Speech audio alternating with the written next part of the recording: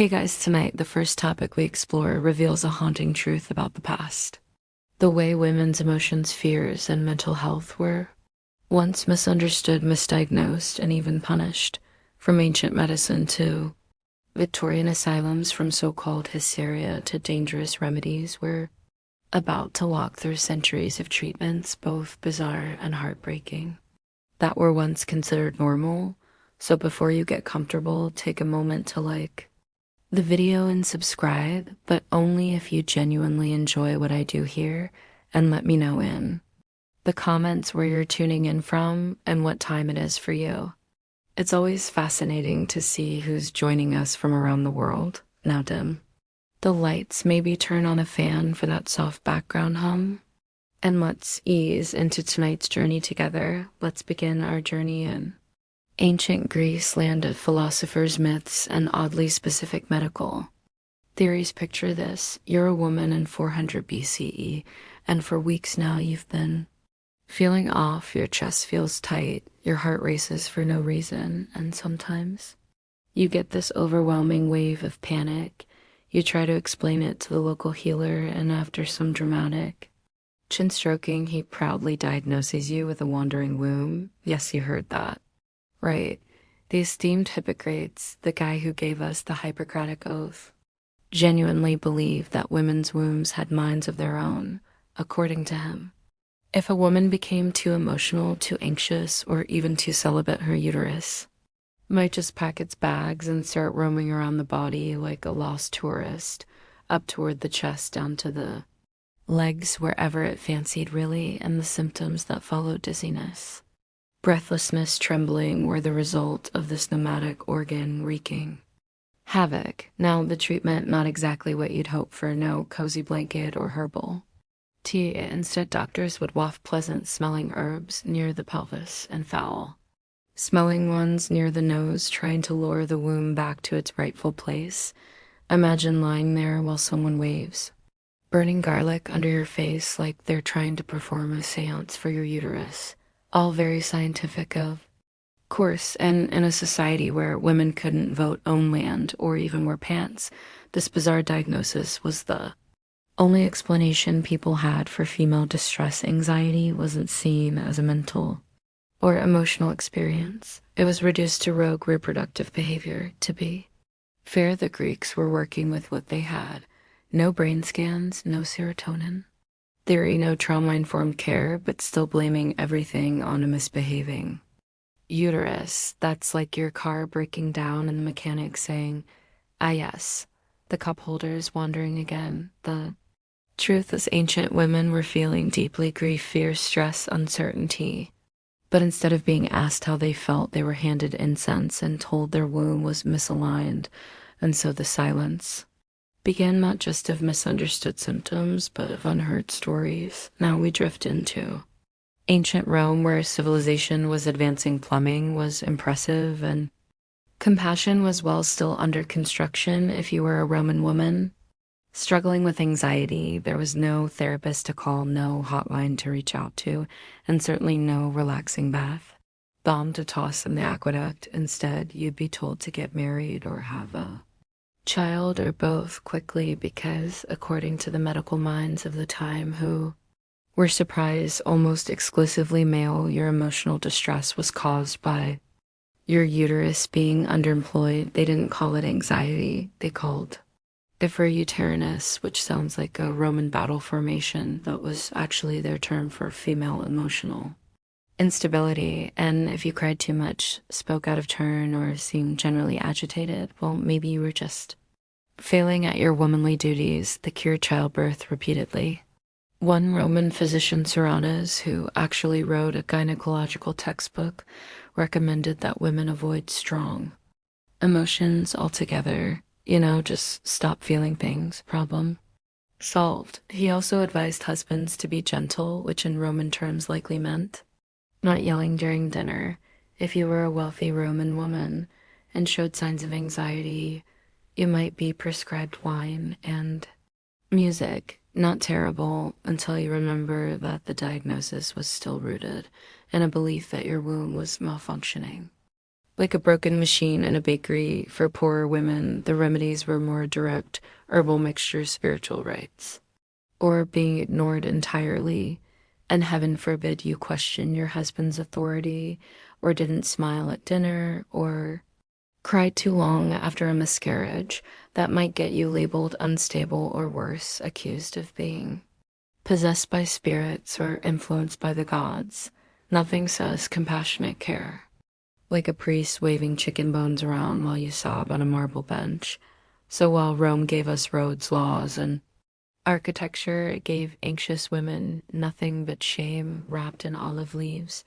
Their pain was medicalized, moralized, and then minimized, because in the end, no one asked what they were going through. They just asked when their next child was due. Now, let's walk softly into the shadowy corridors of the Middle Ages, a time when knights roamed, plagues bloomed, and if a woman had anxiety, it probably meant Satan was renting space in her soul. Medical understanding didn't just stall during this period, it practically reversed into oncoming traffic. The Greek ideas of womb wandering were still hanging around, but now they were seasoned with a generous dose of fear, fire, and holy panic. Women who experienced what we now call anxiety, trembling, crying panic attacks, intrusive thoughts, were often seen as spiritually compromised, because clearly if your hand shook or you wept at night, it wasn't trauma, it was demons. The church dominated the landscape of healing, and that healing often came in the form of exorcisms, public humiliation, or if things escalated, a bonfire with your name on it. If a woman admitted to hearing voices or simply seemed off, she could be accused of witchcraft, herbal remedies, suspicious knowledge of the stars, satanic, crying too much. Clearly a gateway to evil in this era. Anxiety wasn't just misunderstood, it was feared. And fear in the wrong woman's body could get her locked in a convent, dunked in a river, or tried in a courtroom where the evidence included she looked weird during Mass. There were also monasteries and infirmaries where nuns attempted to care for women with mental distress, but without any true understanding of the mind. Treatment usually meant long prayers, isolation, and fasting, because nothing soothes the soul like low blood sugar and total silence. And let's not forget the diagnostic tools of the day. If your anxiety caused you to faint or tremble, someone might press across to your forehead and see if you flinched. If you did well, say goodbye to your goats and prepare to meet the village torchbearer. It's tragic, really. These women were witches or sinners or hostels for demonic spirits. They were people in pain, people trying to breathe through sorrow, trying to sleep through dread. But in a world built on fear, a woman who trembled became a threat, and threats were burned, not understood. The Renaissance, a golden age of rebirth, art, science, literature, everything was being rediscovered, except unfortunately compassion for women's mental health. That apparently stayed locked in a medieval cellar while Michelangelo was chiseling David and Da Vinci was sketching helicopters. Doctors were still trying to figure out why women had feelings, and surprise, the leading theory was still the same: tired villain, the uterus, though ancient texts resurfaced. They were often filtered through newer, more refined interpretations, which is a fancy way of saying they still blamed women's emotions on being too female anxious. That's because you're not married panicking, you need to conceive depressed. Time for a good leeching, yes, leeches, or if you were lucky, cupping, bleeding, or hot pus to your abdomen. Doctors truly believed the body needed to be balanced. And for women, that meant draining them until their soul quieted down, or at least until they fainted and stopped talking. And the remedies didn't end there. There were also soothing rituals, like being confined to a dark room for days or advised not to read because a woman with too many books might start thinking, and thinking, of course, was hazardous to your womb's stability. Elite households, women suffering from nervous complaints might be sent to the countryside for rest, which sounded nice on paper, but often meant being watched, silenced, and dosed with herbal tonics until they smiled again, or at least pretended to the Renaissance loved beauty. It celebrated harmony and proportion, but it did not know what to do with a woman who wept uncontrollably or couldn't sleep through the night. Emotional pain, especially in women, was seen as unruly, unbalanced, inconvenient, so it was muted, draped, and silk-locked. The hind chamber doors dismissed as womanly trouble, and in the grand halls, where paintings were born and symphonies were composed, women with anxiety walked silently, heads bowed, wondering if perhaps the problem really was inside them, not the world, not the pressure, not the grief, just them, because in the age of enlightenment, a woman's fear was still considered a flaw to be hidden, not a wound to be heard. As we step into the 17th and 18th centuries, the world is buzzing with progress. Telescopes are peering into the heavens, philosophers are pondering liberty and reason, and Isaac Newton is explaining gravity, finally giving people a better excuse for falling apart. But if you were a woman during the Enlightenment suffering from anxiety, all that rationality didn't do you much good, because while the world was discovering natural laws and human rights, your trembling hands and sleepless nights were still being filed under female problems. Medical men now wearing powdered wigs and very serious expressions were beginning to write about the nervous system. They even had a name for women like you, nervous ladies. It sounded polite, maybe even elegant, but behind the label was the same old belief. Women were emotionally delicate, spiritually frail, and biologically built for breakdowns. The uterus thankfully had stopped its wandering, but now doctors said women had too many nerves, too much stimulation, too much imagination.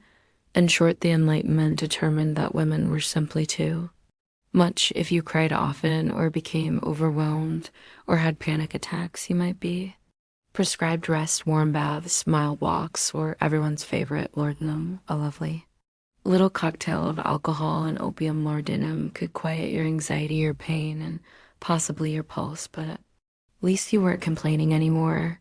For wealthier women, there were nervous retreats where you'd be waited on by servants while being gently discouraged from reading, thinking, or discussing anything upsetting, such as your own emotions. Poorer women didn't have the luxury of sedation, they simply endured. And if you dared express anger or frustration or, heaven forbid, ambition, you might be considered not just anxious, but unstable, dangerous, mad. Your husband could have you confined, no trial, no explanation, just a signature and silence. This was the Enlightenment reason for men, sedation; for women, public discourse; for philosophers, private despair; for housewives, logic-built libraries; fear, locked doors. So as the world basked in the light of discovery, women with anxiety sat quietly in the shadows, medicated, misunderstood, and told that their pain was just a passing flutter of nerves, nothing to worry about, just breathe and don't think too hard. Now we drift into the 19th century, the Victorian age, where everything looks elegant on the surface. Corsets are tight, manners are tighter, and emotional expression, especially for women, is considered downright indecent. Anxiety hasn't disappeared, it's just been rebranded. Welcome to the age of the rest. Cure developed by Dr. Silas Weir Mitchell, a man with a fine mustache and questionable empathy. The rest cure was prescribed to women suffering from what was still broadly labeled as nervous disorders. You felt anxious, exhausted, depressed. The solution lay in bed for weeks or months. No reading, no writing, no visitors, no talking about your feelings, just a plush room, heavy curtains, boiled milk, and the slowly creeping sensation that you might be losing your mind, which ironically you probably were, thanks to the treatment. Women were expected to surrender to stillness, to melt into passivity. Movement was rebellion. Thought was dangerous. If you dared resist, you were said to be resisting healing, which conveniently meant more confinement. This was not a fringe treatment. It was widely respected. Famous writer Charlotte Perkins Gilman went through the rest cure herself and later wrote The Yellow Wallpaper, chilling story about a woman driven mad by her forced silent spoiler. It wasn't the wallpaper that broke her. It was the cage of polite, padded neglect. And then there were the Asylums. If your anxiety didn't respond to milk and mandatory napping, you might find yourself behind the stone walls of a sanatorium. Once inside, women were subjected to ice baths, electrotherapy, and endless observation. Some were given morphine, others were restrained for days at a time. Their crime: crying too much, talking too fast, refusing to smile, and still no one asked why. No one asked if she'd lost a child or endured violence or simply cracked under the weight of perfection. In the Victorian world, women were supposed to be calm, composed, angelic. And if they weren't, they were hidden away beautifully, quietly, tragically, because society wasn't built to treat anxious women. It was built to keep them from disrupting the dinner table. Welcome to the early 1900s, where corsets were loosening, the industrial age was humming, and a man named Sigmund Freud had taken up the peculiar hobby of blaming almost everything on your childhood or your father. Freud, the father of psychoanalysis, offered a revolutionary idea. Maybe women weren't suffering from demons or defective wombs. Maybe it was their minds, their unconscious, their repressed desires, their unresolved issues. Now, that should have been a turning point, a moment of progress, and in a way it was. Instead of dunking anxious women in cold water or feeding them opium, doctors now invited them to lie on a couch and talk revolutionary. Right. But before we uncock the champagne, let's talk about how they were expected to talk. Freud and his followers often viewed anxiety in women as the result of repressed sexual desire or internalized guilt, usually directed at their parents. If you were anxious, it was likely because you were suppressing something scandalous. You just didn't know it yet. Were you afraid to leave the house? Clearly symbolic. Having recurring nightmares, probably a metaphor for your mother. Panic attacks, definitely something Freudian, probably phallic. And while this new method of treatment was less physically violent, it still came with its own subtle form of blame. The problem was inside you, not your circumstances, not the trauma, not the stifling expectations placed on your shoulders. You just needed to unpack it. And if you didn't get better, maybe you weren't trying hard enough. Maybe you were resisting the truth. Psychoanalysis spread like wildfire among the intellectual elite. In smoky Viennese rooms, doctors scribbled notes while women whispered about their dreams and fears, still trying to be taken seriously, still trying to be heard. It was progress. Yes, but fragile progress, because even though the cages had been traded for couches, women's anxiety was still being interpreted through a male lens, often reduced to libido longing or lingering daddy issues. And so the question remained, could a woman ever simply be anxious without being seen as broken? Or would every tremble, every tear, every silent scream be pinned to a theory instead of a truth? It's the 1950s now. The war is over, the lawn is trimmed, and your casserole is expected to be on the table by 6. You're a woman in suburbia. Polished nails, bright smile pearls around your neck, and your anxiety. Well, darling, that's not something we talk about, because according to glossy magazines and daytime radio, everything is fine. So why do you feel like screaming? Enter Mother's Little Helper, the nickname for a small pill with a big promise calmness, specifically Valium, and its earlier cousin Miltown. These little sedatives were marketed directly to women, especially housewives who felt overwhelmed, underappreciated, or quietly unraveling in a sea of matching Tupperware, feeling sad, anxious, numb. Just pop a pill, dear, and smile for the neighbors. Doctors handed them out like candy. No one asked about trauma. No one asked about loneliness. No one wondered if spending every day vacuuming in heels while pretending everything was perfect might be crushing, because in this new world of conformity and consumerism, a woman's role was to be content, and if she wasn't, clearly something was wrong with her. Not the role, not the expectations, not the endless isolation. Pharmaceutical companies leaned into this narrative with disturbing enthusiasm. One ad for Tranquilizers featured a woman gripping the sink with the caption, "You can't set her free, but you can help her feel less." Trapped, another proudly promised peace of mind for overburdened housewives, you know, the ones holding the family together with a smile and a rising dose of Zozabines. By the 1960s, millions of women were medicated, not because they were mentally ill, but because they were exhausted, because they were sad, and didn't know why, because they were human in a culture that didn't allow them to be. And while these drugs offered short-term relief, they often came with long-term dependency, but no one talked about that. Addiction, after all, was considered unladylike, so they smiled, they swallowed.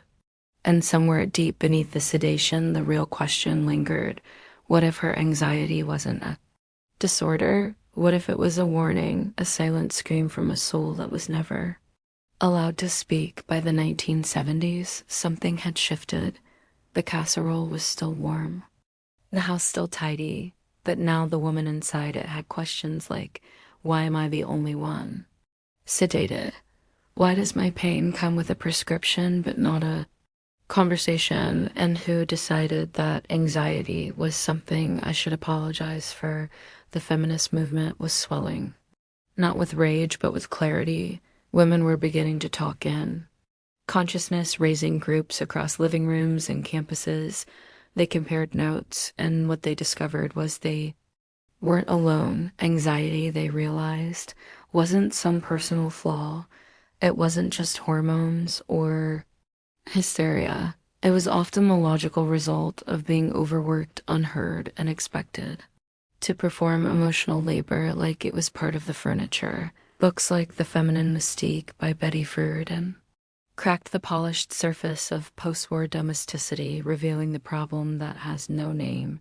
It described women who felt empty, anxious, restless, despite having everything society told them they should want. Finally, someone said it. It's not in your head, it's in the walls, the expectations, the silence. And once the silence broke, there was no going back. Women began reclaiming their stories. They stopped accepting tranquilizers as apologies.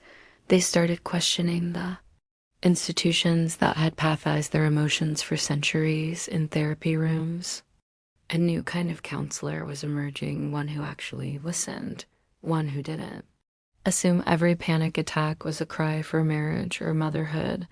Women entered psychology, medicine, and psychiatry not just as patients, but as professionals. It wasn't perfect. Misdiagnosis was still common. Bias still lingered, and pharmaceutical companies were still very busy. But something important had changed. Women were talking, and this time they weren't being interrupted. They were connecting the dots between personal pain and societal pressure, between internal struggle and external structure. They were rewriting the narrative from what's wrong with me to what happened to me. And slowly, painfully, the world began to shift. Because when women stopped whispering and started comparing notes, they discovered something revolutionary, that their anxiety wasn't madness, it was truth, trying to find a voice in a world that never wanted to hear it. As the 1980s and 90s rolled in, women's anxiety finally got a proper name. Not hysteria, not nerves, not she's just tired, but actual diagnostic terms: generalized anxiety disorder, panic disorder, PTSD. Finally, a medical vocabulary that didn't blame the womb. Progress. Right, well, sort of. Psychiatry was getting more precise. The DSM, the big diagnostic manual with all the mental health labels, was growing. The GER and insurance companies were starting to reimburse treatments. But even as the science evolved, the experience of being a woman with anxiety still came with familiar echoes of doubt, dismissal, and stigma. Let's say you were a woman in 1993 having panic attacks. You go to a doctor, heart pounding, palms sweating, afraid you're dying. He might hand you a pamphlet, a prescription for Xanax, and a polite suggestion to get some rest. At least they'd stopped blaming your uterus. Now they were blaming your lifestyle. You're working too hard. You're probably just overwhelmed. Have you tried jogging? And sure, therapy was now a real option if you could afford it. But finding a therapist who wouldn't assume your anxiety was just being emotional could still be a challenge if you cried. In the session, you were labeled fragile. If you didn't, maybe you were in denial. Either way, your diagnosis came with an asterisk, still for many women, finally. Having a name for what they felt was like being handed a mirror after years in the dark. It wasn't weakness. It wasn't personal failure. It was real, and it had been there all along medications. Improved to SSR as drugs like Prozac and Zoloft became household names marketed as modern solutions to modern struggles, and for many, they truly helped. But again, they often came without a full explanation.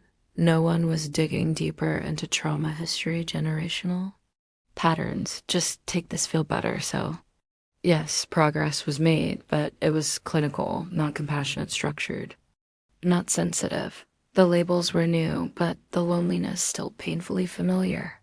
Because even with names and pills and pamphlets, the question still lingered in the quiet. Will someone ever ask why I'm afraid? Welcome to the 2000s, where flip phones were cool, low-rise jeans were confusing, and for the first time in centuries, people started asking not just what's wrong with you, but what happened.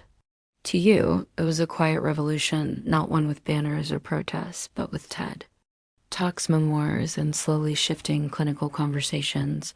Researchers, therapists, and trauma survivors began connecting dots that had long been ignored. Anxiety wasn't just a chemical imbalance or random quirk. Sometimes it was a normal response to a life that hadn't been very kind, and suddenly 3 words entered the spotlight: trauma-informed care. Instead of treating anxiety like an individual defect, this approach asked bigger questions. What experiences shaped your nervous system? What patterns are your body trying to survive? What if your hypervigilance isn't irrational but learned? This wasn't just academic, it was deeply personal, especially for women, because now anxiety could be traced back to things no one wanted to talk about: abuse, neglect, generational pressure, workplace harassment, the emotional weight of performing perfection while quietly breaking inside. For many, this brought relief, even validation. For the first time, their fear wasn't a flaw, it was a wound, and wounds can heal, but this wasn't a magical fix. Society still loved productivity more than peace. Women still face pressure to be calm, capable, and composed even while managing households, careers, children, and the growing stack of mental health buzzwords: burnout, imposter syndrome, high-functioning anxiety, all terms that sounded new but often felt old. And while therapy was more accessible, it was still expensive, still inconsistent, still uneven. One therapist might hold space, another might offer unsolicited advice. And an awkward smile. Social media helped and hurt. Women could now share their struggles publicly, creating solidarity across time zones, but they could also be told to drink more water and meditate instead of addressing years of systemic trauma. Still, something was shifting because the world was finally beginning to understand what women had always known: that anxiety wasn't weakness, it was history whispering through the body, waiting for someone, anyone, to listen. Now, we arrive in the age of Wi-Fi wellness influencers and phones that never let you rest. Welcome to the digital era, where women's anxiety no longer needs a doctor's diagnosis. It just needs a screen. You wake up to 37 notifications, 4 emails, 2 calendar alerts, and a message from someone who just wants to pick your brain. You haven't even had coffee, but your pulse is already sprinting. Anxiety in the digital age isn't just internal, it's interactive and constant. You're expected to be available, responsive, successful, hydrated, emotionally balanced, and preferably glowing, all while maintaining a curated smile on a platform that calls itself social. The modern woman isn't just managing her life, she's managing her brand, and somehow anxiety is both a red flag and an aesthetic. Now, posts with "my anxiety is bad today" can trend as long as they're paired with the right filter and a caption that's self-aware but not too messy. Vulnerability sells, but only if it's digestible. And if you try to unplug, good luck. The world doesn't slow down. The algorithm punishes you. Emails pile up like guilt. Even meditation has become performance art, tracked by an app and graded by your smartwatch. Anxiety is everywhere, but so is advice. You can scroll through reels promising to cure your nervous system in under 30 seconds. Breathwork, matcha journaling, tapping, all great tools until they become just another checkbox in your already overfilled day, and through it all, the root of women's anxiety remains surprisingly consistent pressure. The pressure to be liked, to be successful, to be informed, responsive, healthy, thin, ethical, kind, efficient, creative, funny, but not too funny. And don't forget to reply to your boss, your best friend, and that mom group chat that somehow never sleeps. It's no wonder your chest feels tight, because in the age of being on 24/7, rest feels radical, silence feels suspicious, and peace, that's a full-time job on its own. But here's the quiet truth. Your anxiety isn't a glitch. It's a signal that your nervous system wasn't designed for this much noise. After centuries of being silenced, sedated, shamed, and scrolled into exhaustion, something unexpected is happening. Women are slowing down, not because the world has eased its grip. It hasn't, but because many are realizing that racing to meet impossible standards only leads to one place: burnout, with a side of existential dread. So now, in corners of the internet and quiet living rooms and yoga studios and therapy circles, a soft revolution is underway. It's not loud. It doesn't go viral. It doesn't wear matching athleisure or quote productivity gurus. It just rests. Rest as resistance. Rest as reclaiming. Rest as the long forbidden medicine women were denied for centuries. Not the forced kind prescribed by Victorian doctors, but the chosen kind, the kind that says, "I don't know anyone." My exhaustion. Women are learning to say no, not as a failure, but as a boundary. They're canceling plans, logging off, letting the dishes sit in the sink, and shockingly, the world keeps spinning. It's not easy. The guilt is still there, whispering, "You should be doing more." But now there's another voice rising beside it, a quieter one. "You've done enough for today." Breathe. Communities are forming around this truth. Groups of women who hold space for each other without judgment, who say "me too" instead of "why can't you just push through." They're rewriting the narrative one exhale at a time. They're learning that healing isn't linear, that some days you'll meditate and journal and go for a walk. Other days you'll cry into your cereal and delete your calendar. Both are okay, and maybe, just maybe, anxiety doesn't mean you're broken. Maybe it means you're awake in a world that tries so hard to numb you.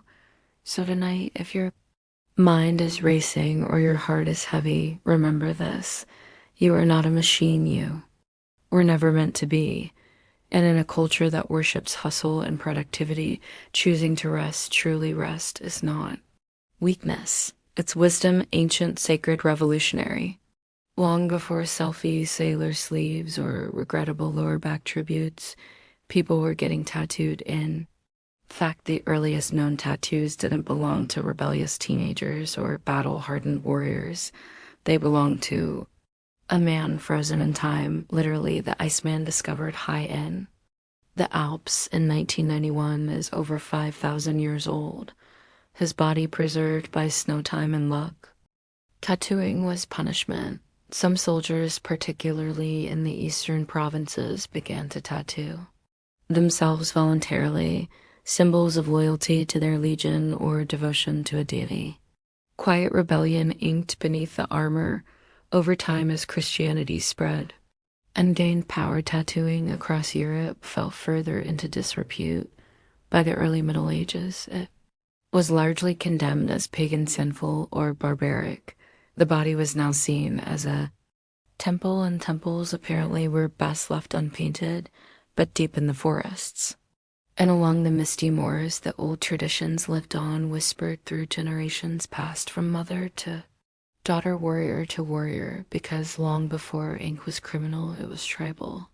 And in the blood-soaked soils of ancient Europe, tattooing was proof you belonged to your people, to your land, to your gods. As Europe entered the long stretch of the Middle Ages, tattooing faded from the spotlight, but it never vanished. It simply went underground. The Christian church, now a dominant force across the continent, condemned tattooing. The body was to remain pure, unblemished, a vessel of holiness. Pagan customs, including tattoos, were swept aside, labeled heathen, rebellious, or worse, demonic, and yet even in this era of suppression, ink still found its way beneath the skin among Christian pilgrims, especially those who made the treacherous journey to Jerusalem. Tattoos became symbols of devotion. A small cross tattooed on the wrist or forearm was proof I made it. You had survived the seas, the deserts, the bandits, and you came home marked by faith.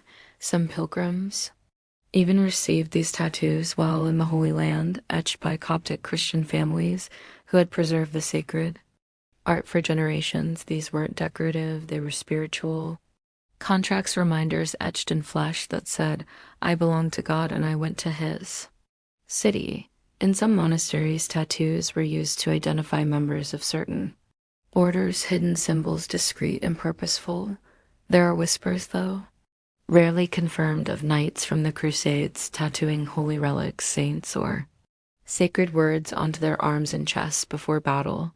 If they were to die far from home, at least their body would bear the mark of heaven. Meanwhile, outside the churches, walls, folk traditions endured in remote villages and forested regions. Old customs lingered. Women tattooed protective symbols on their hands during childbirth. Shepherds inked sacred patterns to ward off wolves.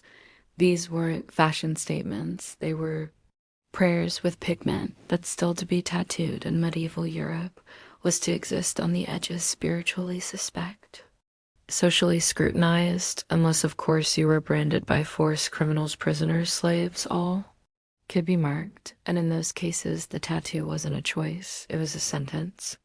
So the Middle Ages became a paradox, a time when ink was both forbidden and revered, sacred and shamed, a time when tattoos weren't loud, they were whispers.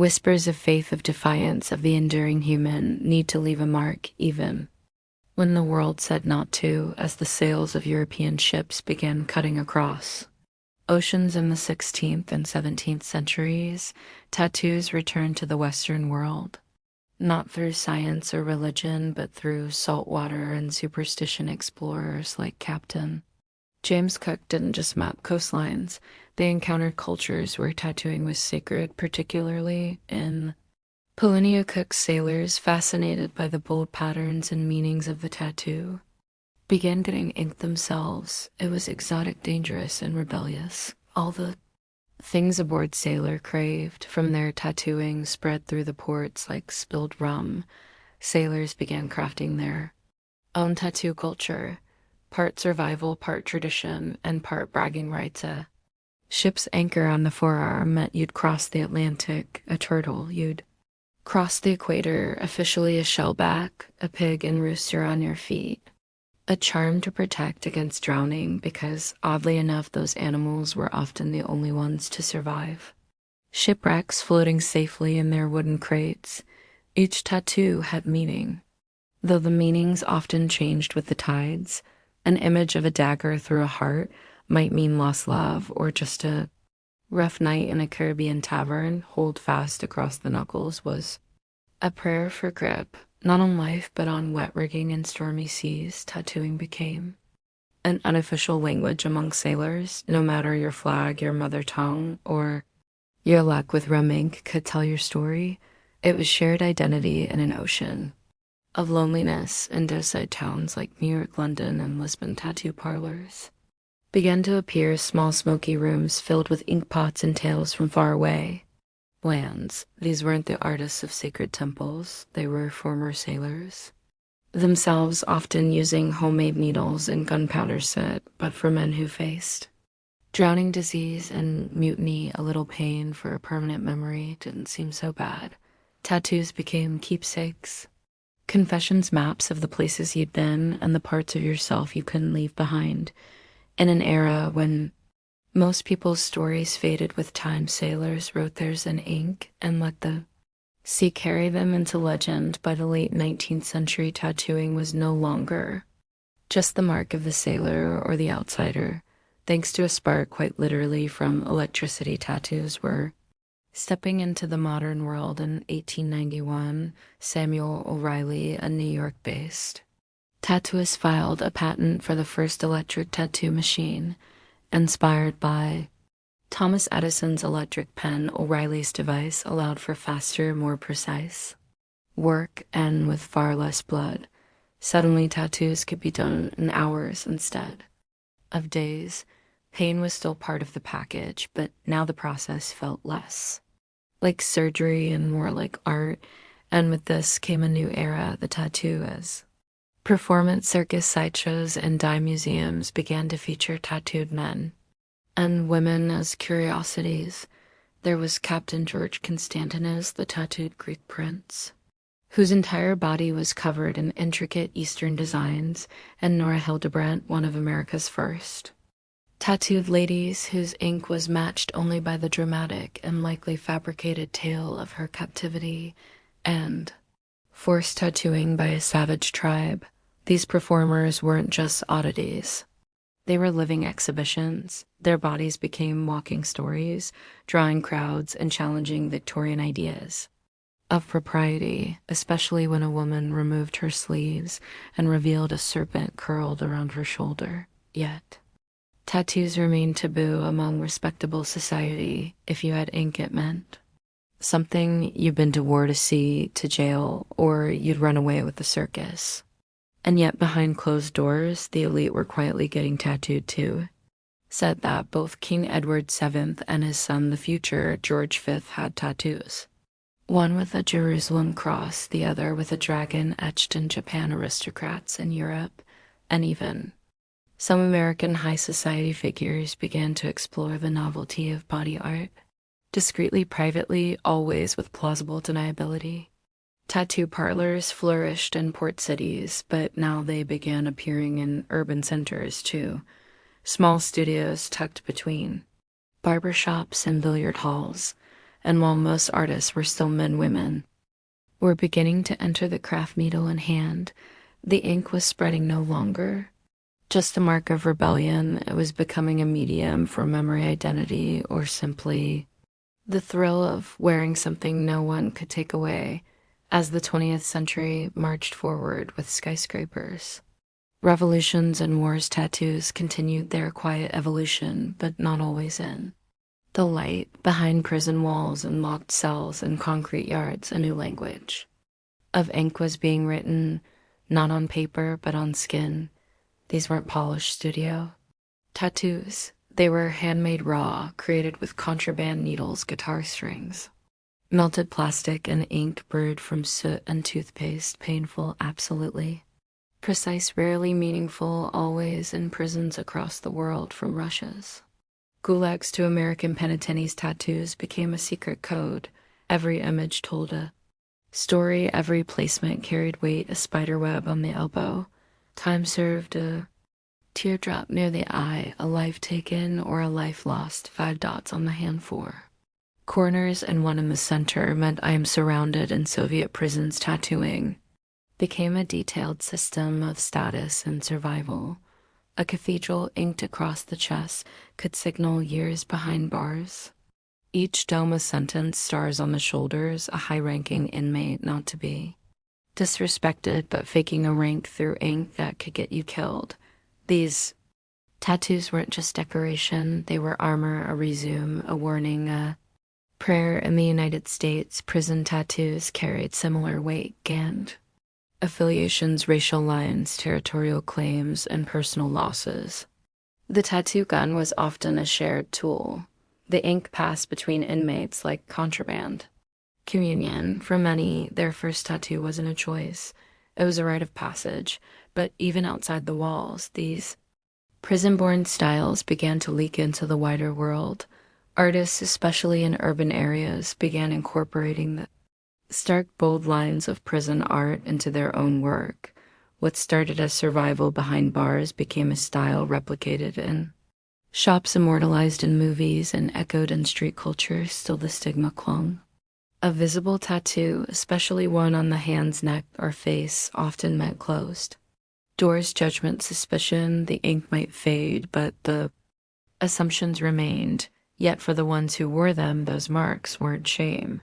They were stories of survival, of time endured, of identity carved in silence, because sometimes when no one listens, the skin speaks. By the dawn of the 21st century, tattoos had undergone their greatest transformation, yet from ancient rite to outlaw code to something else entirely, a canvas for the self. What was once hidden under sleeves or spoken in hushed judgment was now proudly displayed on runways and boardrooms and across social feeds, from baristas to CEOs, kindergarten teachers to veterans. Ink was no longer a symbol of rebellion. It had become a declaration of identity. The rise of tattoo studios mirrored this shift, no longer backroom shops with flickering neon signs. Many became sanctuaries of expression, clean, curated, and often more like art galleries than the gritty dens of old tattoo artists. Became celebrities in their own right, with portfolios weightless and fans who flew across countries just to sit in their chair. Styles exploded: watercolor tattoos, fine line, minimalism, realism, so sharp it looked like photographs, sacred geometry, cultural revival, portraits of pets loved ones, even entire life stories in spine to spine. Technology helped machines became quieter needles, finer ink, safer healing, faster, but beneath the aesthetics, the old reasons remained. People still came for the same things. They always had: memory, mourning, power, rebirth. Some tattoos marked milestones, a birth, a death, a beginning. Others covered scars, both visible and hidden. Some people tattooed themselves after escaping abusive relationships. Some honored ancestors. Some wrote their survival in symbols they couldn't speak aloud. And yes, some just really liked frogs with cowboy hats. There's room for that too. Across the globe, indigenous tattoo practices began to resurface with pride. More Tomoko Inuit skin stitching, Filipino bark. Ancient forms once shamed or outlawed were being revived by new generations, reconnecting lineage through line work. Yet debates remain about cultural appropriation, about over-commercialization, about whether something sacred can survive when it becomes a trend. But maybe that's the beauty of it. Tattoos have always existed in tension between pain and pride, permanence and impermanence, who we are and who we want to be. And so we return to where we began: ink pressed into skin. A story told without words, a mark made not for approval but for truth. And in the quiet, ancient language of tattooing, that's always been enough. The story of the space race didn't begin with a spaceship or a starry dream. It began with war, or World War II had left the planet in ruins, cities shattered, borders redrawn, and two superpowers standing on opposite sides of a new world order, the United States and the Soviet Union. Once uneasy allies emerged as ideological opposites: capitalism versus communism, democracy versus dictatorship. And in the ashes of Nazi Germany, both sides found something, or rather someone, they wanted: Baron Braun. The German engineer behind the deadly V-2 rocket was captured by the Americans and quietly whisked to the US under Operation Paperclip. The Soviets, not to be outdone, seized German scientists and research of their own. The spoils of war now included rocket fuel blueprints and the mines to make them fly. The Cold War had begun not with gunfire, but with silence and suspicion. Each side raced to build not only bombs, but delivery systems. Intercontinental ballistic missiles, or ICBMs, became the new symbol of power: rockets capable of carrying nuclear warheads from one continent to another. But it didn't take long before someone asked a different question. What if we pointed these toward the stars instead? Space became the next frontier, not for exploration, but for domination. It wasn't just about science, it was about symbolism. Whoever reached space first would claim moral superiority, technological supremacy, global awe. For the Soviets, the challenge was personal. After years of devastation and isolation, they saw space as a chance to prove their strength to the world and to themselves. In the United States, space became a matter of national pride and strategic necessity. Losing wasn't just a failure, it was a threat, and so two nations looked to the heavens not with wonder but with urgency. Rockets were no longer just weapons, they were ladders to prestige, and somewhere above Earth's atmosphere, a silent race had begun. A race of machines, a race of men, a race where the finish line wasn't a place, but a dream. It was a clear night on October 4th, 1957, when the world changed, not with a bang, but with a beep, from a launch site in the barren steppes of Kazakhstan. The Soviet Union sent a small metal sphere into orbit. It was called Sputnik. One, a tiny aluminum ball, no larger than a beach ball, weighing just under 200 pounds. With four long antennas poking from its sides, it had no camera, no passengers, just a radio transmitter that emitted a steady stream of beeps as it circled Earth every 96 minutes.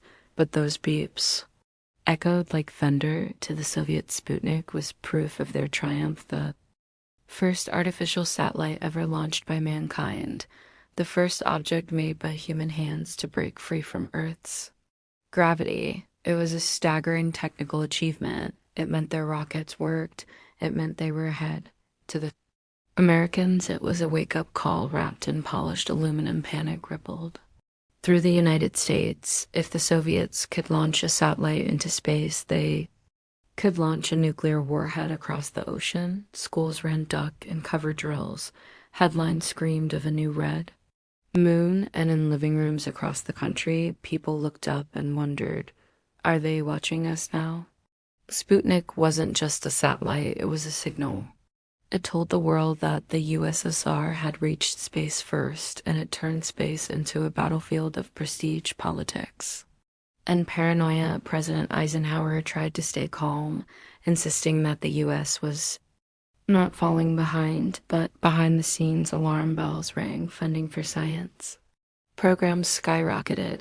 Congress rushed to create NASA. American school children were suddenly encouraged to study math and physics, not just to get good jobs, but to defend freedom.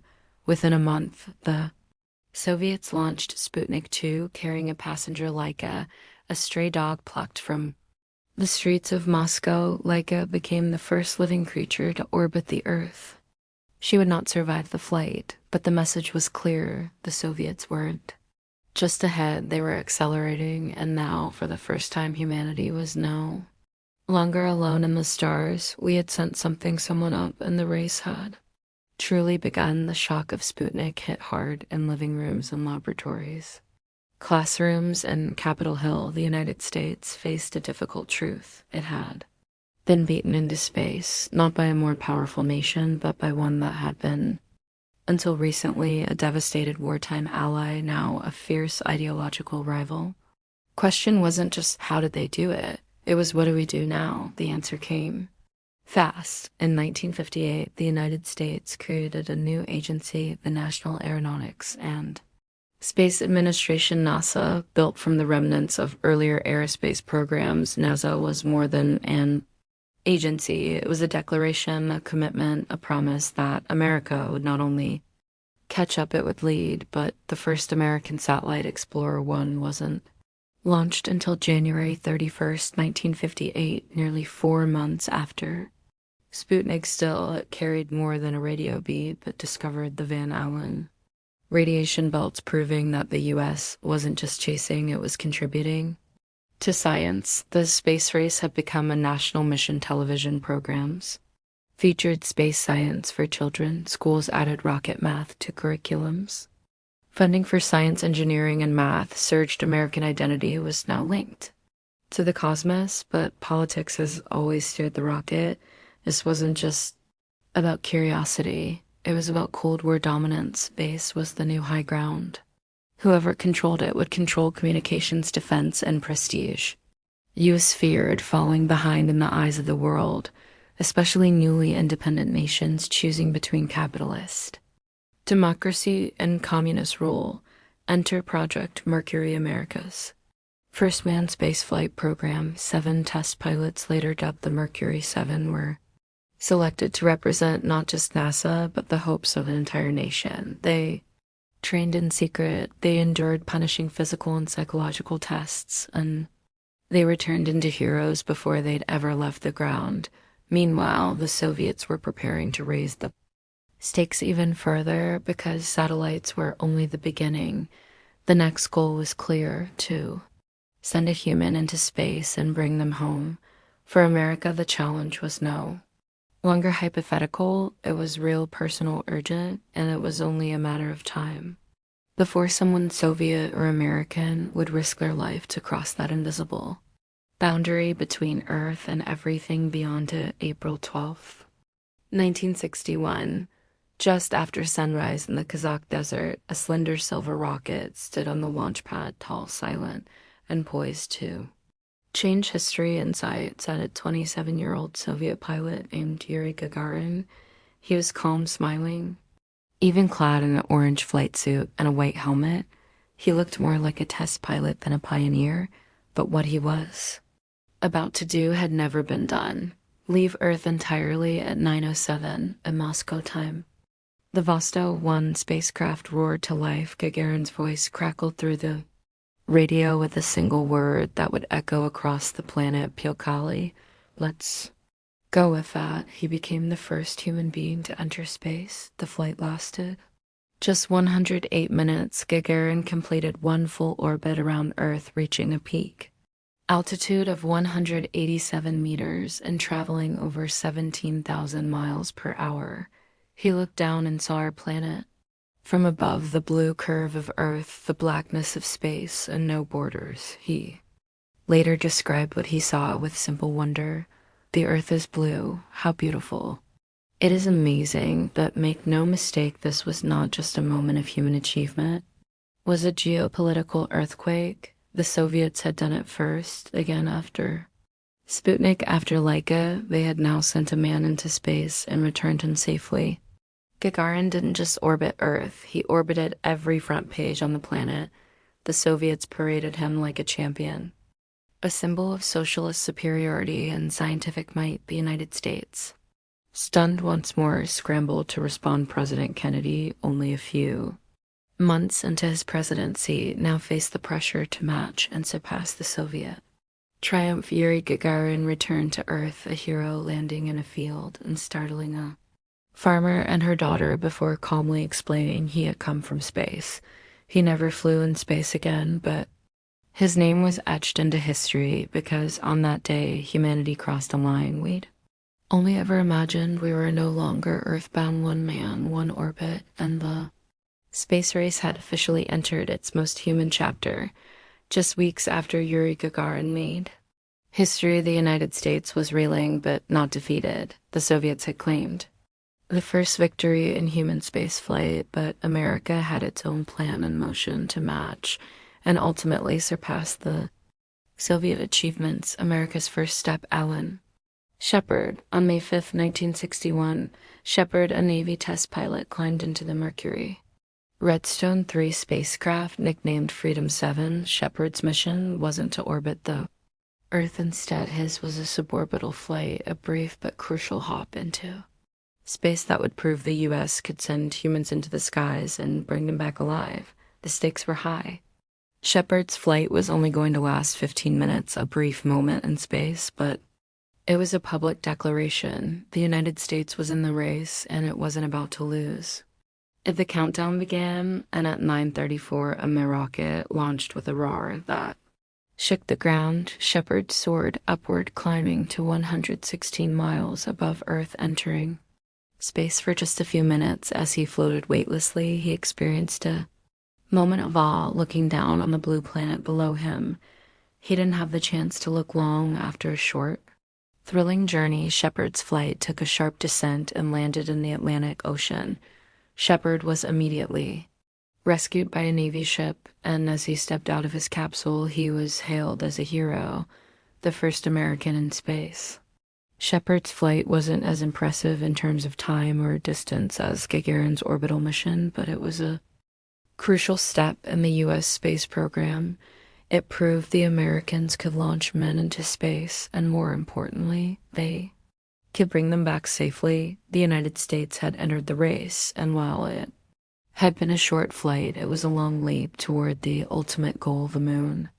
Shepard's success spurred NASA into action. The Mercury program's first success now paved the way for the Gemini and Apollo programs. The U.S. was now determined to go further, to go higher, and above all, to reach the ultimate frontier.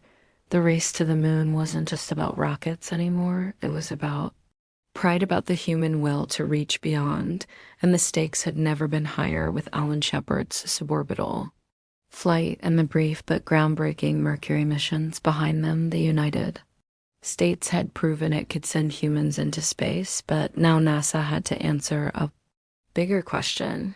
Could they go further? Could they stay in space longer? And most importantly, could they reach the moon, enter the Gemini program, the bridge between Mercury and the Apollo missions, the critical testing ground for technologies and techniques that would be required to land a human on the moon? Launched in 1965, the Gemini program was designed to test the limits of human space flight. It was bigger, bolder, and more ambitious. The Gemini spacecraft was twice as large as the Mercury capsule and could carry 2 astronauts, making it the first program to push the boundaries of extended space missions. Gemini's first flight, Gemini 3, took place on March 23, 1965, with astronauts Gus Graham and John Young aboard. Their mission was brief, a simple orbit of Earth, but it marked a crucial turning point in human space exploration.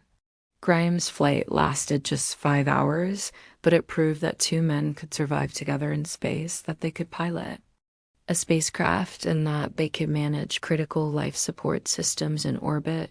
The Gemini missions began to increase in complexity. Gemini 4 in June 1965 marked the first American spacewalk, with astronaut Ed White floating in the vacuum of space for 23 minutes. This was an enormous step forward, demonstrating that humans could operate outside the confines of their spacecraft, a skill that would be essential for lunar exploration. Gemini also introduced the techniques that would make the Apollo mission possible: orbital rendezvous and docking, which were needed for the lunar mission. The program's ultimate goal was to prepare astronauts to operate in deep space, even if it meant spending days in orbit performing complex maneuvers and testing the endurance required for longer missions. By the time Gemini 12 completed its final mission in November 1966, the groundwork had been laid. America was ready for the moon, and the Soviet Union, though still ahead in some respects, had little to show for its efforts in comparison. The United States was gearing up for its grandest challenge, yet a challenge that would not just test technology but human spirit. The race to the moon was heating up, and the finish line was within reach. The year was 1961. President John F. Kennedy, inspired by the growing tension of the Cold War and the challenge of space, made a bold proclamation that would set the stage for one of humanity's greatest feats. On May 25th, he stood before a joint session of Congress and declared that the United States would land a man on the moon by the end of the decade. The stakes were now clear. It was no longer just about sending humans into space. It was about reaching the moon and bringing them back. This vision led to the birth of Apollo, NASA's program designed specifically for lunar exploration. The goal was unprecedented: to send astronauts to the moon, land them safely, and return them to Earth. The Apollo program was America's full-throttle response to the Soviet Union's achievements, an answer to their dominance in the space race. The first step was Apollo 1, a mission tragically marred by a fire on January 27, 1967, that claimed the lives of Astronauts Gus Graham, Ed White, and Roger B. Chaffee during a pre-launch test. The fire was a devastating setback, but also spurred an overhaul of NASA's safety protocols and equipment. The Apollo program pressed on with new determination and innovation, learning from the loss of those brave men. In 1968, Apollo 8 became the first mission to send astronauts into lunar orbit as the crew Frank Borman, Jim Lovell, and William Anders circled the moon. They became the first humans to see the far side of the moon with their own eyes. The sight of Earth rising above the lunar surface from the spacecraft's window was an image that captured the world's imagination and marked milestone in human exploration, but the ultimate goal still lay ahead. The world watched as NASA prepared for Apollo 11, the mission that would make Kennedy's dream a reality. Tensions between the US and USSR were palpable, but the United States was determined to reach the moon first. On July 20th, 1969, Neil Armstrong and Buzz Aldrin made history as Armstrong descended from the lunar module and stepped onto the surface of the moon. He famously declared, "That's one small step for man, one giant leap for mankind." The United States had done it. The moon was no longer just a point in the sky. It was a place where humans had stood a new world, conquered. The space race had been won, but humanity's journey beyond Earth was just beginning. On July 20th, 1969, America had done the unthinkable. It had landed a man on the moon. The Apollo 11 mission had fulfilled President Kennedy's promise, and Neil Armstrong's first step onto the lunar surface echoed as both a national victory and a global triumph for humanity. But the space race wasn't over after the glory of Apollo 11. The question now became what comes next.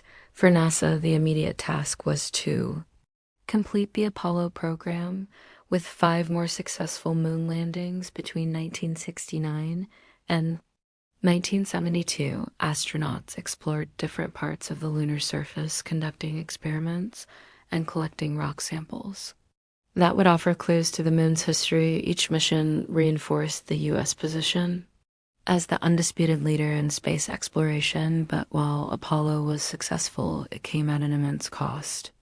Both financially and in terms of human lives, the program had consumed resources and attention, and by the early 1970s, political support for further lunar missions began to wane. The Cold War was still intensifying, but the urgency to outdo the Soviet Union in space was fading. As a result, the Apollo program was abruptly cut short after Apollo 17 in 1972. The immediate focus of space exploration shifted. The SkyApp program, launched in 1973, was America's first space station where astronauts lived and worked for extended periods, conducting experiments in microgravity. SkyApp demonstrated the viability of humans living in space for extended periods, laying the groundwork for future space stations and deep space missions.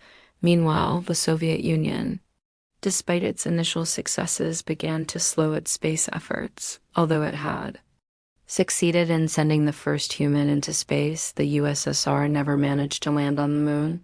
The race was won, but the Soviets continued with unmanned missions to explore Venus and Mars, and even launched their own space station, Program Salute, which eventually led to Maya, a massive orbital research station that became a symbol of Soviet scientific ambition in space.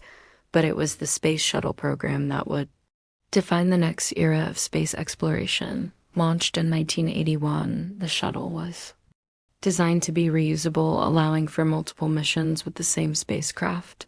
The shuttle era promised greater accessibility to space, enabling regular cargo and crew missions to low Earth orbit, and eventually the construction of the International Space Station. Despite the promise of these new frontiers, the early shuttle flights were fraught with challenges, and the tragic loss of Challenger in 1986 reminded the world of the risks involved.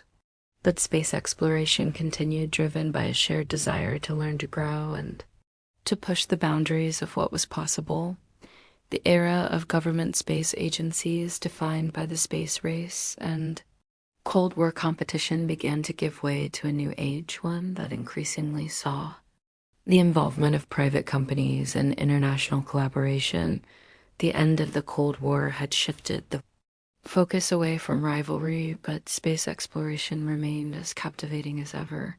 In the 1990s, the International Space Station ISS began to take shape in low Earth orbit.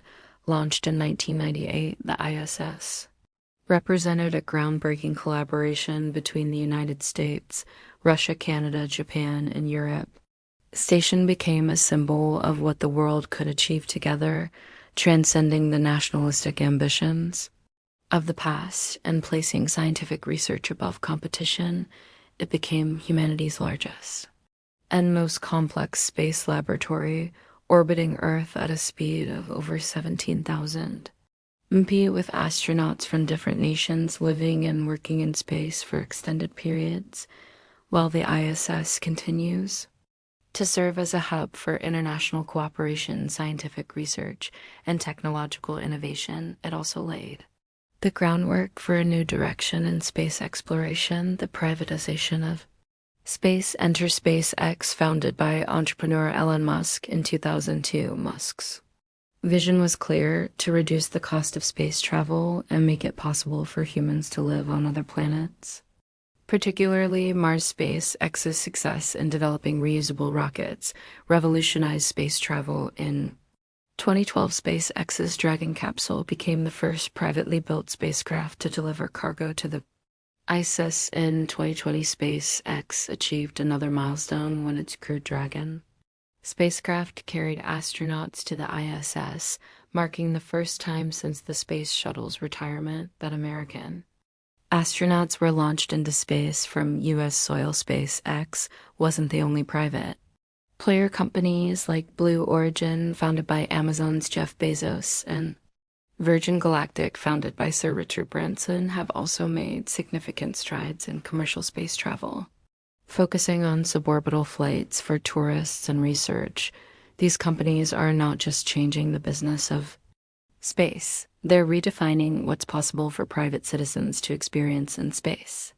The future of space exploration now includes plans for lunar colonies, Mars missions, and commercial space stations, with companies like SpaceX and Blue Origin developing the necessary infrastructure to make interplanetary travel a reality. In 2021, SpaceX's Starship completed successful test flights designed for deep space missions. NASA, too, has partnered with private firms to build the Aramis Luna program, which aims to land humans on the moon once again, with plans for a sustainable presence by the 2020s. Space, once the domain of only the world's greatest superpowers, is now an accessible frontier for many nations and private companies. The dream of exploring Mars, of establishing a human presence on other planets, is no longer just the stuff of science fiction. It is the next great leap in human ambition, and just like during the space race, the stars are calling once again in the vast sun-baked expanse of Egypt, where the golden sands stretch endlessly beneath the blazing sky. There lies a mystery, a lost wonder of the ancient world, a place so incredible that, according to the great historian Herodotus, it was more magnificent than even the Great Pyramids of Giza.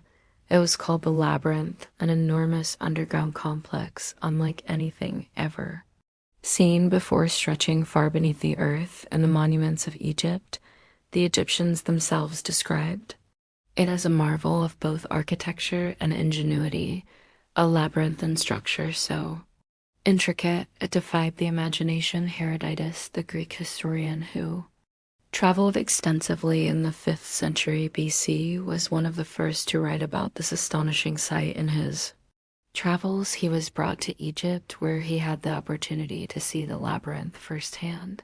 What he witnessed left him in awe. According to his writings, the structure was composed of vast chambers, intricately designed corridors, and towering walls, far surpassing the grandeur of any known structure at the time, it wasn't just a building, it was a labyrinth of monumental proportions.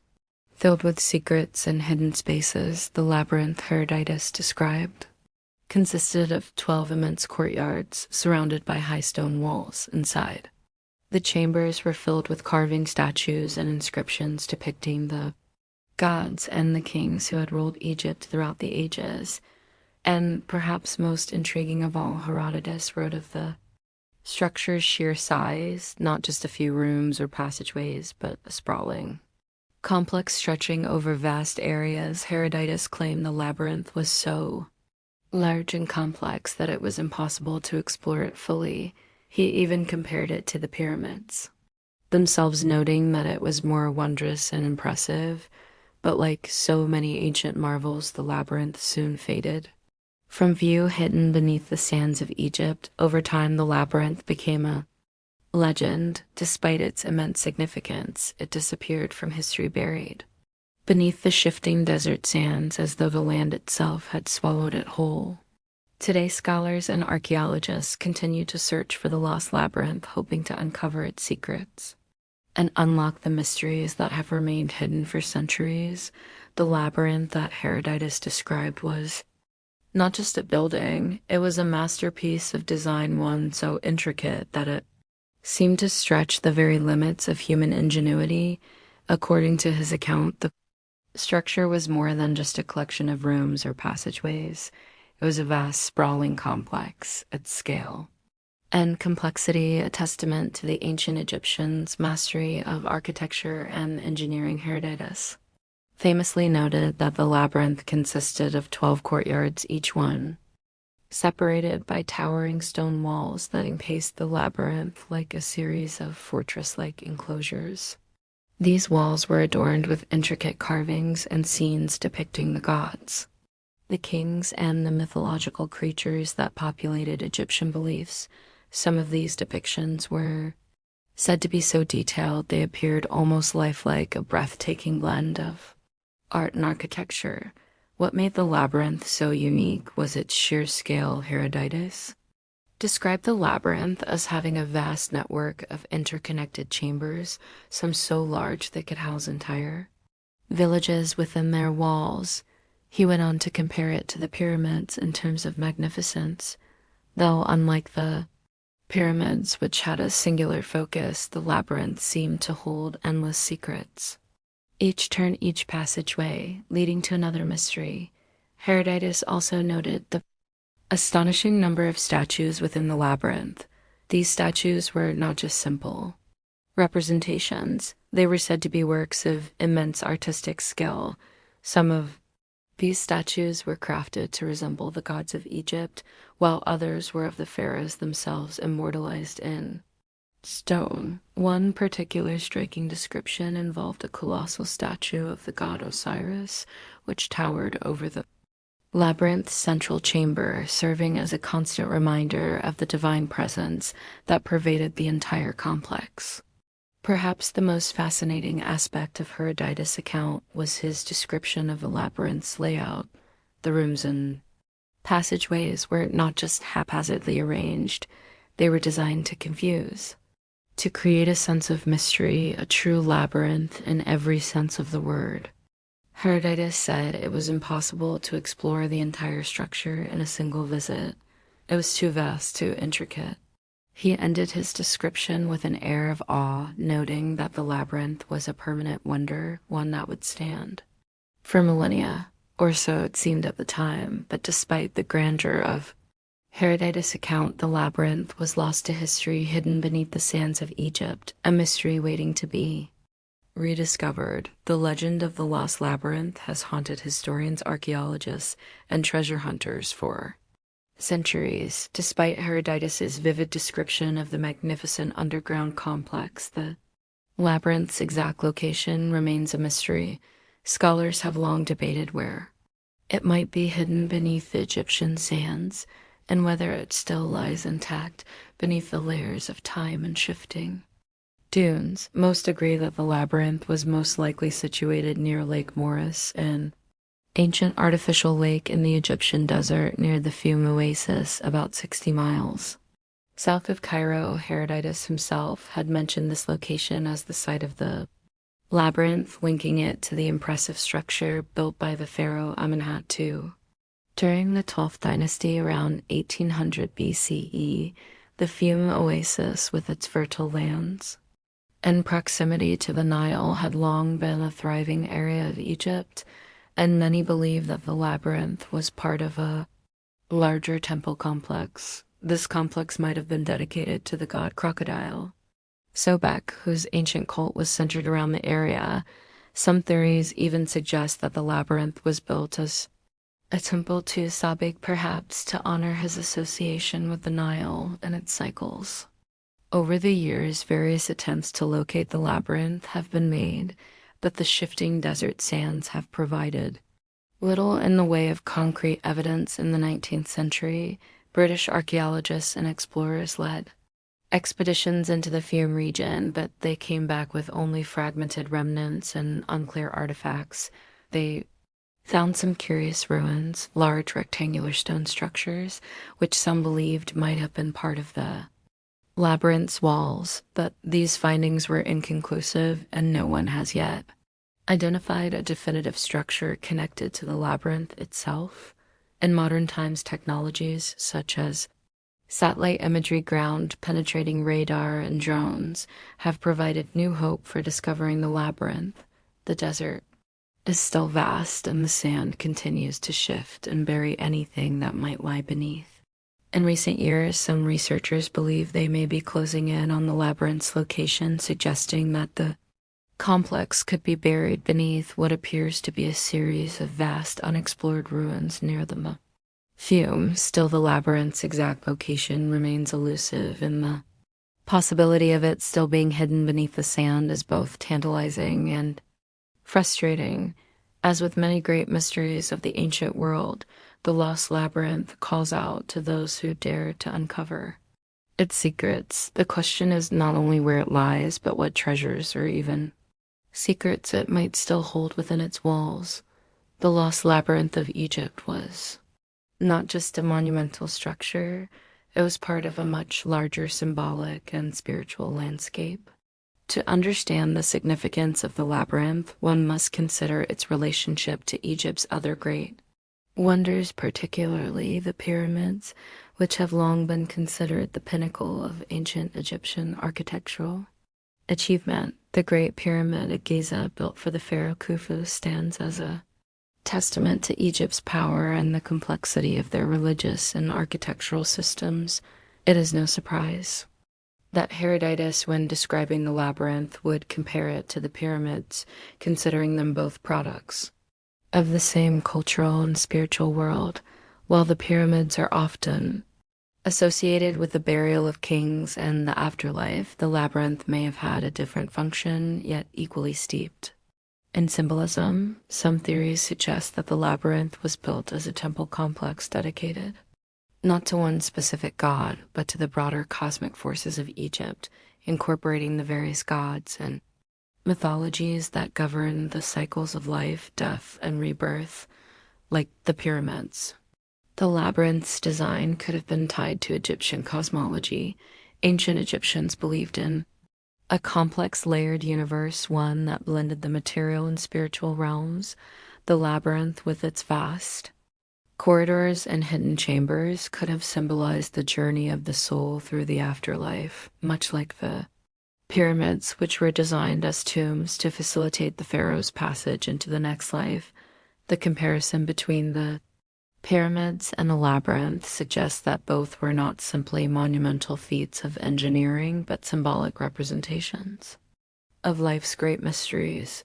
Some scholars even propose that the labyrinth might have served a ritualistic function where initiates would go through a series of trials and spiritual experiences within its corridors, reflecting the journey of the soul through the underworld, a passageway to divine enlightenment, much like the spiritual journey that was symbolized by the pyramids. Moreover, Herodotus himself believed that the labyrinth had an intricate network of passages and chambers, similar in their complexity to the passages inside The pyramids. This idea suggests a deep architectural connection, a shared symbolic purpose to guide both the living and the dead through spaces that blurred the boundaries between the material world and the afterlife, though the exact connection between the labyrinth and the pyramids remains unclear. One thing is certain: both structures embodied the grand vision of ancient Egypt, a civilization that looked beyond the physical world toward the mysteries of the cosmos and the eternal. The lost labyrinth of Egypt was not simply a structure built for practical purposes like a palace or a marketplace. Its existence was shrouded in mystery, and the very design of the labyrinth suggests it was a place of profound spiritual and symbolic significance. The complex network of corridors and chambers, its intricate layout and its scale all point to a deeper purpose, one that goes beyond mere architecture. Many theories suggest that the labyrinth was a sacred site, a place where ancient rituals and religious ceremonies were held. The labyrinth may have served as a temple complex dedicated to the worship of multiple gods, with the Egyptian pantheon of deities playing central roles in its design. The Egyptians were a deeply religious people, and their monuments often carried spiritual meaning, with each structure symbolizing different aspects of the afterlife, cosmic order, and the journey of the soul. One compelling theory is that the labyrinth was a representation of the afterlife itself. In ancient Egyptian belief, the journey to the afterlife was complex and treacherous. The soul of the deceased had to navigate the many challenges and obstacles that stood between it and the divine realm. The labyrinth, with its maze-like structure and hidden chambers, may have symbolized the trials and tribulations the soul had to endure in the afterlife. Just as the deceased had to find their way through the winding passages of the labyrinth, they also had to navigate the journey through the underworld, guided by the gods and their faith. The labyrinth could also have been a ritualistic space where priests and initiates underwent spiritual tests and trials. Some speculate that it was the site of ancient Egyptian mystery schools where sacred knowledge was imparted to chosen individuals. The initiates might have been led through the labyrinth in a carefully constructed ritual meant to mirror their journey of spiritual enlightenment. The idea of a physical labyrinth representing the journey of the soul is a powerful one, as it would provide a direct connection between the physical world and the spiritual one, linking the ancient Egyptians' understanding of life, death, and rebirth. Another theory holds that the labyrinth was connected to astronomical alignments. The ancient Egyptians were keenly aware of the stars and celestial movements, which guided their agricultural calendar and religious practices. The labyrinth could have been built in alignment with the stars, with its passages and chambers reflecting the patterns of the night sky, perhaps mirroring the path of the sun or the journey of the soul through the stars. Whatever its true purpose, the lost labyrinth remains an enigma. Its symbolism, its mysteries, and its profound connection to the ancient Egyptian worldview continue to captivate those who seek to uncover the secrets buried beneath the sands. For centuries, the lost labyrinth of Egypt has remained a mystery buried beneath the shifting sands of time, but the fascination with this incredible structure has not waned. Archaeologists, historians, and explorers continue to search for the labyrinth, hoping that modern technology and renewed curiosity might finally reveal the secrets hidden beneath Egypt's vast desert.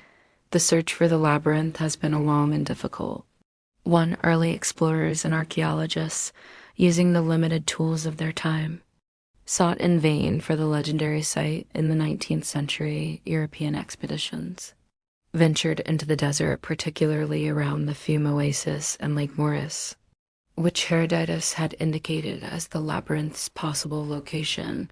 However, these early searches turned up little beyond scattered ruins and unclear remnants, enough to spark interest, but not enough to make any Definitive discoveries in the 20th and 21st centuries, the search for the labyrinth has gained new momentum thanks to advancements in technology, satellite imagery, ground penetrating radar, and modern excavation methods have provided fresh tools in the search for the lost wonder. With the help of aerial surveys and satellite imaging, researchers have been able to scan vast stretches of the desert where the labyrinth is thought to lie. Some scholars believe that beneath the sands there may still be hidden remains of massive stone structures, echoes of the great labyrinth Herodotus described. One of the key locations consistently linked to the labyrinth is the area around Lake Moeris and the Fume oasis near the ancient city of Crocodilopolis. It was here, according to Herodotus and other ancient sources, that the labyrinth was constructed. The Fam region was a fertile oasis, and the area's importance in Egyptian civilization makes it a promising candidate for housing the labyrinth. Over the years, archaeologists have uncovered traces of ancient stone foundations and architectural remnants in this area, though they have yet to find definitive evidence of the labyrinth itself. In recent decades, there have been occasional reports of underwater ruins discovered in the area around Lake Moeris, sparking renewed interest in the site. Some experts believe that parts of the labyrinth may lie submerged beneath the lake, hidden by thousands of years of sediment and water. Others speculate that the labyrinth could be buried under a sand dune near the remnants of ancient Egyptian cities or temples. Despite these advancements, the labyrinth's discovery remains elusive, but the search is far from over. Each new excavation, every new scan of the desert brings with it a glimmer of hope that one day the lost labyrinth may emerge once again, offering up its secrets to the modern world. The sands of Egypt may hold more than just a forgotten building. They may hold the keys to understanding the deep spiritual and architectural ingenuity of one of history's most remarkable civilizations.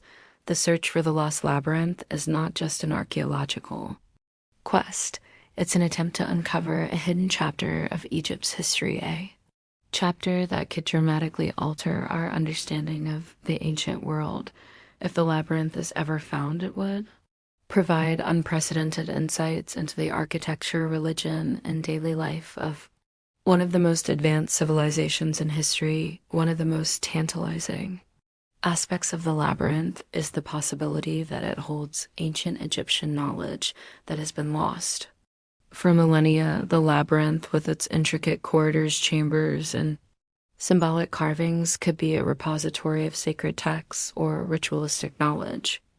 Some scholars speculate that it could contain documents that explain the deeper spiritual beliefs of the Egyptians, possibly shedding light on the mysteries of the afterlife, the gods they worshipped, and the rituals they performed to ensure the passage of the soul to the next world. If these texts or symbols were preserved within the labyrinth, they could offer a glimpse into Egypt's religious practices and rituals, revealing aspects of their civilization that have been obscured by time. The labyrinth might also offer new clues about how the ancient Egyptians viewed the cosmos and their understanding of the heavens, which played such a central role in their culture. Many believe that the labyrinth's design was not just an architectural wonder, but also a reflection of astronomical alignments or cosmological concepts, tying the physical space to the divine. Moreover, the labyrinth's discovery could also revolutionize our understanding of ancient Egyptian architecture. The sheer size and complexity of the structure, as described by Herodotus, suggests that it was built with advanced engineering techniques that might have influenced later architectural marvels. Archaeologists are particularly interested in how the labyrinth may have influenced the design of other monumental structures like the pyramids and the temples that dotted Egypt's landscape. But the implications go beyond just religious or architectural history. The labyrinth could also tell us more about the social and political structure of Egypt. Was it built by the will of a single pharaoh, Or was it a collaborative effort that involved many different workers and craftsmen? What does its construction say about the organization of ancient Egyptian society? The discovery of the labyrinth would not just add a chapter to Egyptology, it would rewrite parts of it, bringing new revelations about the ancient Egyptian civilization and its place in the history of the world. For now the labyrinth remains hidden as shadow beneath the sands, but with every new piece of evidence uncovered, the possibility of finding it grows closer.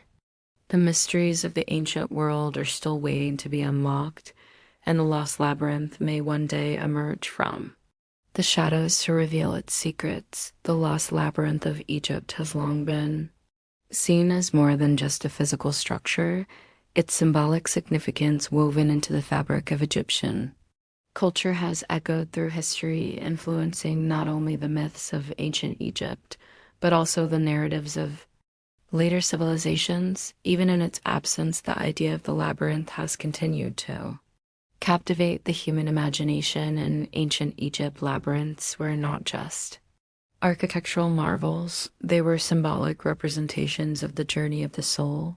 The maze-like structure of the labyrinth may have been designed to mirror the difficult path the deceased had to navigate to reach the afterlife. In Egyptian cosmology, the afterlife was a realm full of challenges, trials, and mysteries where only the worthy would pass through the gates to eternal life. The labyrinth, with its many twists and turns, might have served as a metaphor for the soul's journey through these trials.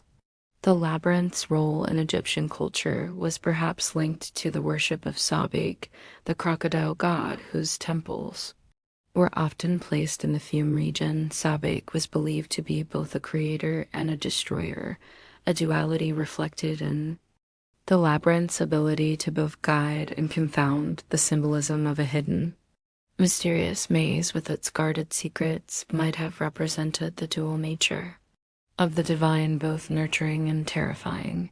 But the influence of the labyrinth did not end with Egypt. As the centuries passed, the idea of the labyrinth spread across cultures and myths. The most famous of these myths is the story of the Labyrinth of Crete, designed by the legendary craftsman Daedalus. In Greek mythology, the labyrinth was built to house the Minotaur, a half-man, half-bull creature. This labyrinth, unlike the Egyptian version, was associated with confusion and entrapment, a place where only those lost within its walls could face destruction. Over time, the concept of the labyrinth evolved, taking on different meanings across cultures. In medieval Europe, the labyrinth became a symbol of the spiritual journey, often depicted in the floors of cathedrals as a path of prayer and meditation. Pilgrims would walk the labyrinth's intricate paths as a symbol of their own journey toward salvation. The idea of the labyrinth as a sacred space, a space that requires both wisdom and courage to navigate, transcended borders and cultures, connecting it to the broader human experience of seeking answers, truth, and enlightenment. The labyrinth's connection to both life and death, as well as its association with spiritual trials, ensures its place as a symbol that transcends time. Whether it was in Egypt, Greece, or later religious traditions, the labyrinth has remained a powerful metaphor for the complexities of the human soul and its struggle to find meaning and purpose. Though the lost labyrinth of Egypt remains hidden beneath the sands, its symbolic legacy continues to inspire and provoke thought. It reminds us that some mysteries, though buried, are timeless, waiting to be uncovered when the world is ready to understand their deeper meanings. The search for the lost labyrinth of Egypt is far from over, and with each passing year, new technologies and methods bring us closer to uncovering its hidden secrets. Though it has remained elusive for centuries, the labyrinth continues to captivate the imaginations of archaeologists and explorers alike, drawing attention to the mystery of this ancient wonder and the possibility of unlocking one of the greatest lost sites of Egypt. The region surrounding Lake Morris and the Fiume Oasis continues to be the primary focus of excavations. Many believe that the labyrinth lies buried somewhere near the ancient city of Crocodilopolis, a once thriving hub that was home to a temple dedicated to Sobek, the crocodile god. This location is central to the theories that place the labyrinth in the fume, as Herodotus himself made connections between the two in his writings.